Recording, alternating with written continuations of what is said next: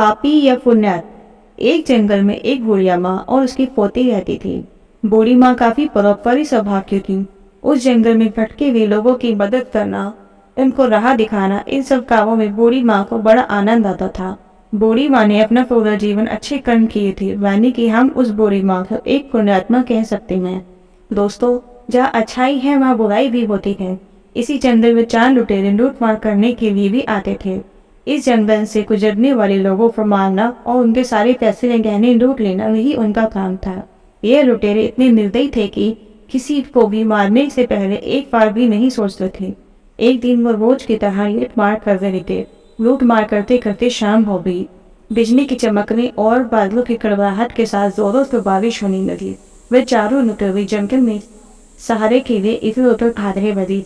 अचानक उनको बूढ़ी माँ की कुटिया दिखी और वे उसकी कुटिया के पास पहुंच गए। चारों लुटेरों ने तय किया कि जब तक बारिश हो रही है तब तक इस कुटिया में रहेंगे और बारिश बंद होते ही बुढ़िया को मारकर उसका सारा धन लूट लेंगे। उन्होंने झूठ बोलकर बूढ़ी माँ से मदद मांगी। उसी जंगल में रहने वाली बूढ़ी माँ ने भी इन चारों लुटेरों के बारे में काफी कुछ सुन रखा है। उन्हें एक नज़र में ही देखते ही बूढ़ी माँ ने उन्हें पहचान लिया। वे 4 थे और ताकतवर भी। बूढ़ी माँ कमजोर थी, इसलिए बूढ़ी माँ ने उन्हें न पहचानने का नाटक किया। बूढ़ी माँ को यह डर था कि उसके विरोध करने पर कहीं वे चारों उसे और उसकी पोती को हानि न पहुंचाओ। उसने कुछ सोचने के बाद बूढ़ी माँ ने उनको रात के लिए सहारा दिया।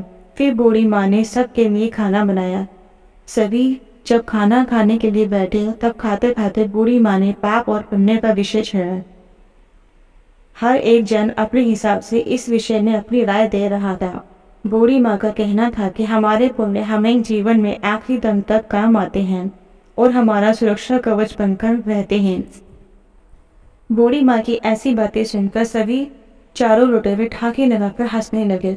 जाहिर सी बात है, चारों ही लुटेरे पुण्य की ऐसी बातों में विश्वास नहीं रखते थे, इसलिए बेधड़क पाप वाले काम किया करते थे। आखिरी में बूढ़ी माँ ने शर्त लगाई, मैं बोलूं बाहर बिजली गिर रही है, हर एक व्यक्ति उस सामने वाले पेड़ को छूकर वापस कुटिया में आएगा। जिसके ऊपर बिजली गिरी वह पापी होगा और जो सही सलामत वापस कुटिया में आएगा वह पुण्यवान होगा। पहला लुटेरा गया तो पेड़ को स्पर्श करके सही सलामत कुटिया में आ गया।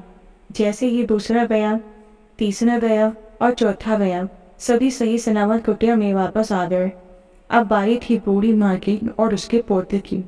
बूढ़ी माँ के मन में डर आया कि वे चारों लुटेरे पुण्यवान निकले।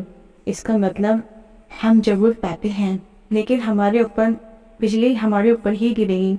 लेकिन शर्त लगाई थी, अब पूरी तो करनी थी, इसलिए उन्होंने अपनी पोती को गोदी में उठाया और कुटिया के बाहर पैर रखा। उसी वक्त आसमान से एक बिजली तेज खड़खड़ाहट के साथ उस कुटिया पर गिरी और कुछ ही देर में उन चारों की उसी जगह पर मृत्यु हो गई।